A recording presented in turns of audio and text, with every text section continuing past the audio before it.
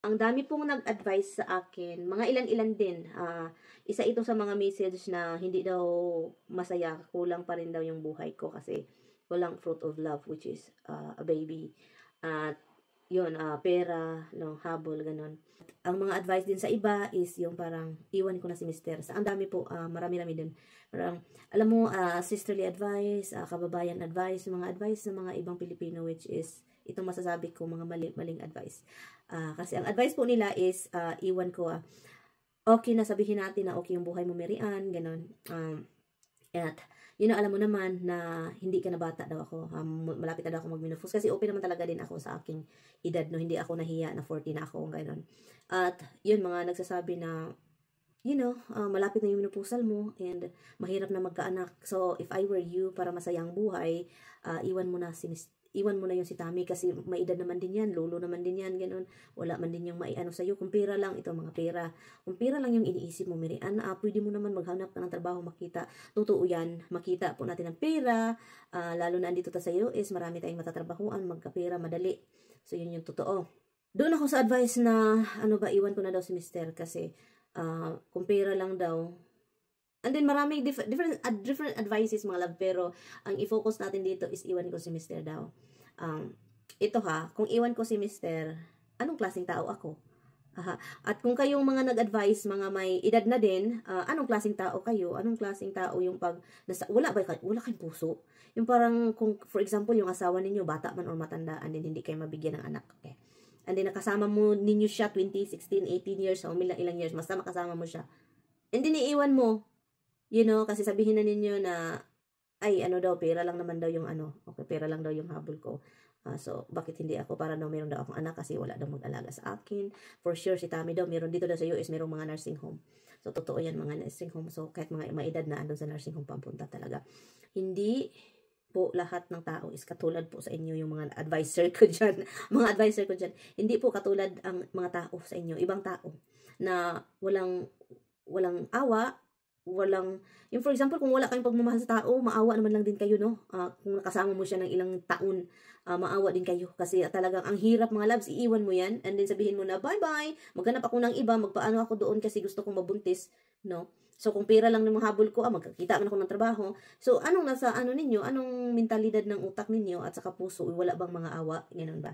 So, yun lang yung mga ko, wala ba kayong awa? Kasi ako, for 16 years, hindi man lang sabihin natin na, sabihin ng iba, wala akong pakialam kung sabihin ng iba, pira lang yung habol ko kasi alam ko naman yung totoo na hindi yun ang totoo. Ito quick story. Nung na-meet ko si Tami, wala yung savings, okay? Wala po siyang savings, wala po siyang, tawag nito yung bangko na save talaga na para ito sa future, ganun, wala. Honestly, malaki po. Si Tami po, may sweldo po nung nagtrabaho siya, di ba? Kasama yung ina niya. So, meron siyang bank account kung saan napunta yung na-mention ko na po ito. So, yung mga account na yun is siya at saka yung ina niya ang magkasama sa account na yun. At yung account na yun is talagang doon kinukuha lahat. Billing, mortgage, blah, blah, blah, gastos, pangbigay sa mga kapatid kasi yung ina niya is mahilig magbigay sa kapatid.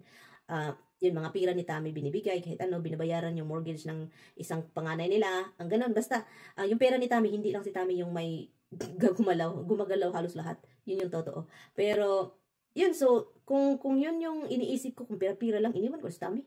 Iniwan ko na siya, kung yun lang yung iniisip ko talaga na pira lang yung habol ko sa kanya na, hala, yung pangit naman ito. Parang ang dami naman gumagasto sa pira niya. No? Parang iwan ko to. Alam niyo, maraming struggle din yung kami ni Tami dalawa. Maraming trials din yun siya. Pero, ang iniisip ko talaga, pinaka-iniisip ko is ang bait ng tao. Ang bait ng tao, siyang nang-alaga ng ina. Ayaw niya yung ina na nursing. Ito yung pinaka kasi mabait talaga si Tami. Mabait siya sa akin, mga loves. At saka yun, sa buong buhay ko, may mga ex man ako, no, pero kahit hindi siya yung nagdala sa akin, nag-stay ako hanggang na-develop yung pagmamahal, nag-improve, no, kasi nga kung bago pa, hindi naman talaga mamahal, so nag-improve, and din yun. So, kung pera lang yung habol ko, kung pera lang yung gusto ko, at saka walang isip yung mga hindi tayo nag-iisip na sana tratuhin ako ng maganda, bahala na kung natrato ako ng maganda, iwan ko to. Yun, ganun lang simple lang. Hindi ko siya iniwan dahil sobrang bait. Kung pera lang yung iniisip ko, matagal ko na yung iniwan kasi nga, nung nag-meet kami, wala ngang savings. Nagka-start lang yun siya ng savings, yung nabulabog yung ina niya at saka kapatid. Nabulabog ba nga yung pera niya is kaya pala ang bilis mawala kasi maraming gumagamit. So, kayo nabulabog. So, doon si Tami nag-start ng savings. Sabi ko, mag-save ka. Mag-save ka, maglagay ka ng savings mo, mag-open ka ng bank account mo na sa'yo. Yun mga loves, kaya nagkabahay kami dahil ganun sa savings. Pero kung isip ko na ganun, adoy, ginoo ko. Kung pera lang yung habol ko, adoy, ginoo ko, matagal ko nang iniwan kasi nung ilang years din yung may pera pero ang daming gumagamit. So, kayong mga advice na ganyan na iwan ko si Tami kasi walang anak. Guys, hindi ako katulad ng iba or katulad sa mga iniisip ninyo na yun lang kasi ang iba, masaya daw ang buhay kapag may anak. Iba-iba naman yung kasiyahan ng tao kasi din. Ang daming mga tao diyang walang may anak pero hindi masaya mga loves. Kahit may maipakain, hindi masaya dahil po sa lalaki, sa ama ng mga anak nila na kahit ano-ano mga issue. Problema, babairo, mangulata, manakit, mahilig manakit, walang hindi marunong magmahal ng anak. Ganun, iba't ibang klaseng problema. Pero ako naman, yes, walang anak, pero well, actually, yung buhay ko is okay naman. Yung asawa ko, hindi bubugiro, hindi babairo, and then good provider. So, saan ka maghanap niyan? So, kung sasabihin ninyo na iwan ko yan, kawawa naman yun. Uy, 16 years, iwan ko. Kung aalis ako ngayon dito, mga loves, alam niyo kung anong maiisip ko? Alam niyo kung anong maiisip ko? Habang nasa malayo ako, nagkipag-ano ng iba, si Tami.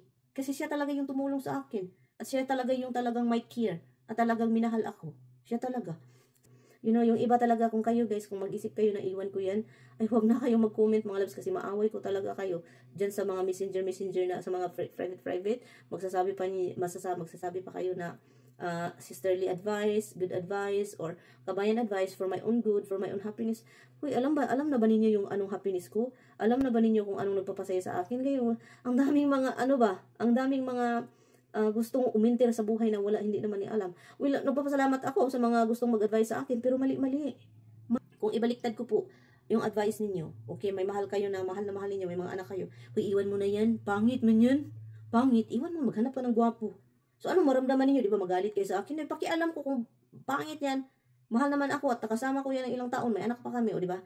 Simple example, very simple na example para ibaliktad ko sa inyo, di ba, iba yung maramdaman ninyo. Ay, so, huwag mong rin yan kasi ay, hala, matagal na pala kayo sa asawa mo. Iwan mo na yan kasi naman, walang pera. Walang pera. Paano kung oo nga, kung walang pera, paano naman kung mahal nila at isa-isa? Di simple lang. Di ba ganyan lang? So, huwag kayong mag-feeling na sobrang ang ganda ng advice ninyo. Grabe mga mag-advise na sisterly advice. Pag sure mo, sisterly, mga nasasaisinta na nga kayo eh. And then, hindi pa ninyo alam kung anong magandang advice or what. Luka! Hi, loves!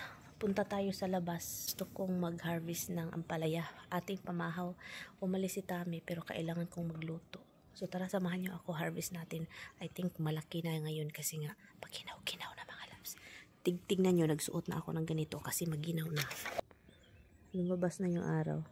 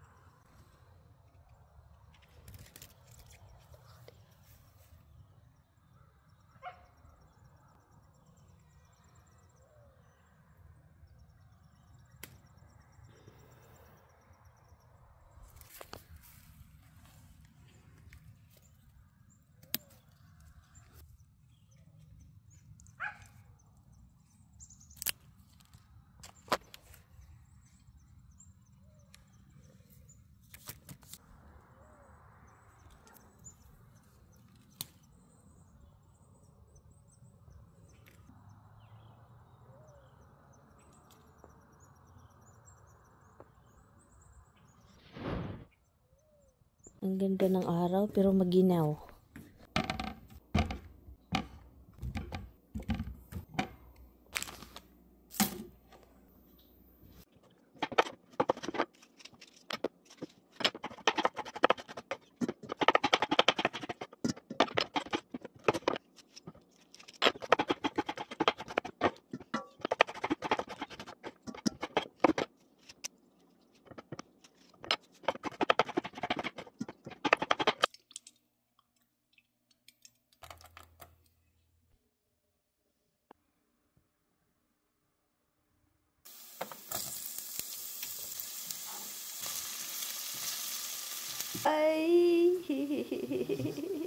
I love you.